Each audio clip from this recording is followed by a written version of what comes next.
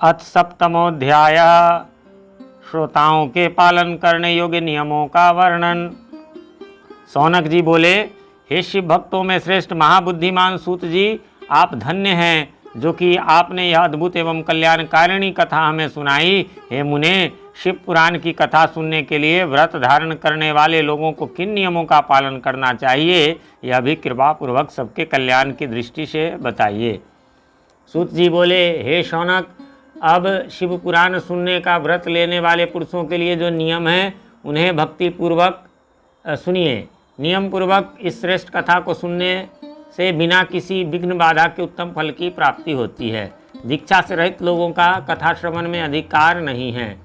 अतः मुने, कथा सुनने की इच्छा रखने वाले सब लोगों को पहले वक्ता से दीक्षा ग्रहण करनी चाहिए। कथाव्रती को ब्रह्मचर्य से रहना, भूमि पर सोना, पत्तल में खाना और प्रतिदिन कथा समाप्त होने पर ही अन्न ग्रहण करना चाहिए।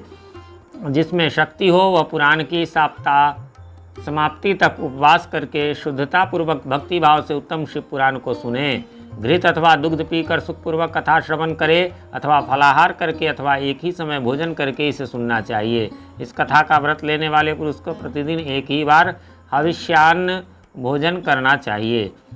जिस प्रकार से कथा श्रवण का नियम पूर्वक सुखपूर्वक पालित हो सके वैसे ही करना चाहिए। कथा श्रवण में विघ्न उपस्थित करने वाले उपवास की तुलना में तो मैं कथा श्रवण में शक्ति प्रदान करने वाले भोजन को ही अच्छा समझता हूँ। गरिष्ठ अन्न, दाल, जला अन्न, सेम, मसूर, भाव दूषित तथा बासी अन्न को खाकर कथाव्रती पुरुष कभी कथा को न सुने।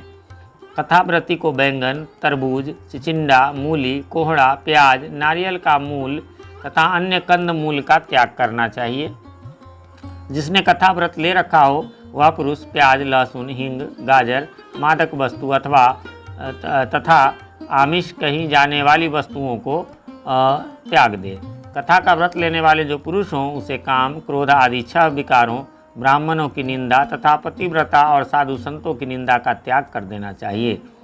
कथा श्रवण का व्रत धारण करने वाले व्यक्ति रजस्वला स्त्री को न देखे, पतित मनुष्यों को कथा की बात न सुनाए, ब्राह्मणों से द्वेष रखने वालों और वेद बहिष्कृत मनुष्यों के साथ संभाषण न करे। कथाव्रती पुरुष प्रतिदिन सत्य, शौच, दया, मौन, सरलता, विनय तथा मन की उदारता, इन सद्गुणों को सदा अपनाए रहे। श्रोता निष्काम हो या सकाम, वह नियम पूर्वक कथा सुने। सकाम पुरुष अपनी अभिष्ट कामना को प्राप्त करता है और निष्काम पुरुष मोक्ष पा लेता है। दरिद्र, क्षयकारोगी, पापी, भाग्यहीन तथा संतान रहित पुरुष भी इस उत्तम कथा को सुने। काकवंध्या आदि जो 7 प्रकार की दुष्टा स्त्रियां हैं तथा जिस स्त्री का गर्भ गिर जाता हो, इन सभी को शिव पुराण की उत्तम कथा सुननी चाहिए। हे मुने, स्त्री हो या पुरुष, सबको यत्नपूर्वक विधि विधान से शिव पुराण की उत्तम कथा सुननी चाहिए। इस शिव पुराण के कथा पारायण के दिनों को अत्यंत उत्तम और करोड़ों यज्ञों के समान पवित्र मानना चाहिए। इन श्रेष्ठ दिनों में विधि पूर्वक जो थोड़ी सी भी वस्तु दान की जाती है उसका अक्षय फल मिलता है। इस प्रकार व्रत धारण करके इस परम श्रेष्ठ कथा का श्रवण करके आनंद पूर्वक श्रीमान पुरुषों को इसका उद्यापन करना चाहिए। इसके उद्यापन की विधि शिव चतुर्दशी के उद्यापन के समान है। अतः यहाँ बताए गए फल की आकांक्षा वाले धनाढ्य लोगों को उसी प्रकार से उद्यापन करना चाहिए। अल्प वित्त वाले भक्तों के लिए प्रायः उद्यापन की आवश्यकता नहीं है, वे तो कथा श्रवण मात्र से पवित्र हो जाते हैं। शिव जी के निष्काम भक्त तो शिव स्वरूप ही होते हैं। हे महर्षि, इस प्रकार शिव पुराण की कथा के पाठ एवं श्रवण संबंधी यज्ञोत्सव की समाप्ति होने पर श्रोताओं को भक्ति एवं प्रयत्न पूर्वक भगवान शिव की पूजा की भांति पुराण पुस्तक की भी पूजा करनी चाहिए। तदनंतर विधि पूर्वक वक्ता का भी पूजन करना चाहिए। पुस्तक को आच्छादित करने के लिए नवीन एवं सुंदर बस्ता बनाएं और उसे बांधने के लिए दृढ़ एवं दिव्य सूत्र लगाएं, फिर उसका विधिवत पूजन करें। पुराण के लिए जो लोग नया वस्त्र और सूत्र देते हैं वे जन्म जन्मांतर में भोग और ज्ञान से संपन्न होते हैं। कथावाचक को अनेक प्रकार के बहुमूल्य पदार्थ देने चाहिए और उत्तम वस्त्र, आभूषण और सुंदर पात्र आदि विशेष रूप से देने चाहिए। पुराण के आसन के रूप में जो लोग कंबल, मृगचर्म, वस्त्र, चौकी, तख्ता आदि प्रदान करते हैं वे स्वर्ग प्राप्त करके यथेच्छ सुखों का उपभोग कर पुनः कल्प पर्यंत ब्रह्मलोक में रहकर अंत में शिवलोक प्राप्त करते हैं। मुनि श्रेष्ठ, इस प्रकार महान उत्सव के साथ पुस्तक और वक्ता की विधिवत पूजा करके वक्ता की सहायता के लिए स्थापित किए गए पंडित का भी उसी के अनुसार उससे कुछ ही कम धन आदि के द्वारा सत्कार करें। वहाँ आए हुए ब्राह्मणों को अन्न धन आदि का दान करें।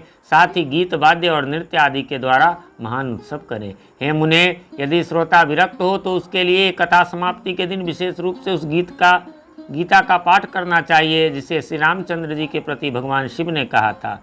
यदि श्रोता गृहस्थ हो तो उस बुद्धिमान को उस श्रवण कर्म की शांति के लिए शुद्ध हविष्य के द्वारा होम करना चाहिए।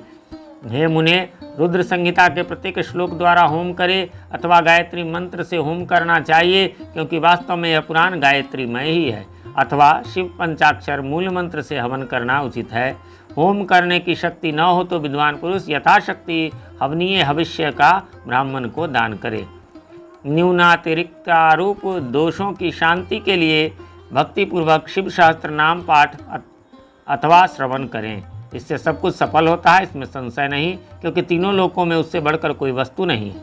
कथा श्रवण संबंधी व्रत की पूर्णता की सिद्धि के लिए 11 ब्राह्मणों को मधु मिश्रित खीर भोजन कराएं और उन्हें दक्षिणा दें। मुने, यदि शक्ति हो तो 3 पल अर्थात 12 तोला सोने का एक सुंदर सिंहासन बनवाएं और उस पर उत्तम अक्षरों में लिखी हुई अथवा लिखाई हुई शिव पुराण की पुस्तक विधि पूर्वक स्थापित करें। तत्पश्चात पुरुष आवाहन आदि विविध उपचारों से उसकी पूजा करके दक्षिणा चढ़ाए। तदनंतर जितेंद्रिय आचार्य का वस्त्र आभूषण एवं गंध आदि से पूजन करके उत्तम बुद्धि वाला श्रोता भगवान शिव के संतोष के लिए दक्षिणा सहित वह पुस्तक उन्हें समर्पित कर दे। हे शौनक, इस पुराण के उस दान के प्रभाव से भगवान शिव का अनुग्रह पाकर पुरुष भवबंधन से मुक्त हो जाता है। इस तरह विधि विधान का पालन करने पर श्री संपन्न शिव पुराण संपूर्ण फल को देने वाला तथा भोग और मोक्ष का दाता होता है। हे मुने, मैंने आपको शिव पुराण का यह सारा महात्म्य जो संपूर्ण अभिष्ट को देने वाला है बता दिया। और क्या सुनना चाहते हैं? श्री संपन्न शिव पुराण समस्त पुराणों का तिलक स्वरूप माना गया है। यह भगवान शिव को अत्यंत प्रिय रमणीय तथा भव रोग का निवारण करने वाला है। जो सदा भगवान विश्वनाथ का ध्यान करते हैं, जिनकी वाणी शिव के गुणों की स्तुति करती है और जिनके दोनों कान उनकी कथा सुनते हैं, इस जीव जगत में उन्हीं का जन्म लेना सफल है। वे निश्चय संसार सागर से पार हो जाते हैं।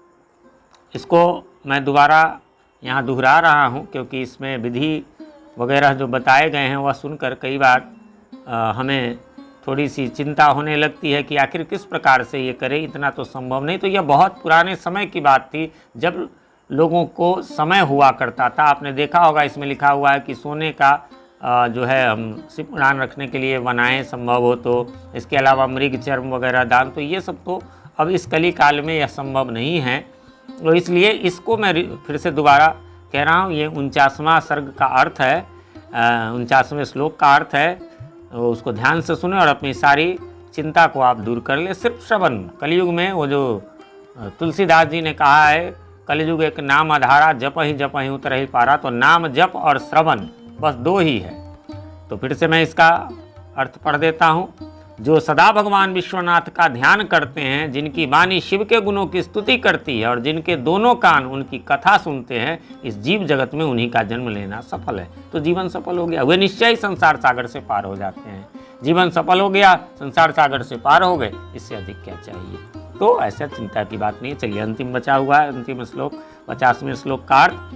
भिन्न भिन्न प्रकार के समस्त गुण जिनके सच्चिदानंदमय स्वरूप का कभी स्पर्श नहीं करते, जो अपनी महिमा से जगत के बाहर और भीतर वाणी एवं मनोवृत्ति रूप में प्रकाशित होते हैं, उन अनंत आनंद घन रूप परम शिव की मैं शरण लेता हूँ। इस प्रकार श्री स्कंद महापुराण में सनत कुमार संहिता के अंतर्गत श्री शिव पुराण श्रवण व्रतियों के विधि निषेध और ग्रंथ तथा वक्ता के पूजन का वर्णन नामक 7वां अध्याय पूर्ण हुआ। ओम श्री शिव महापुराण महात्म्य पूर्ण हुआ।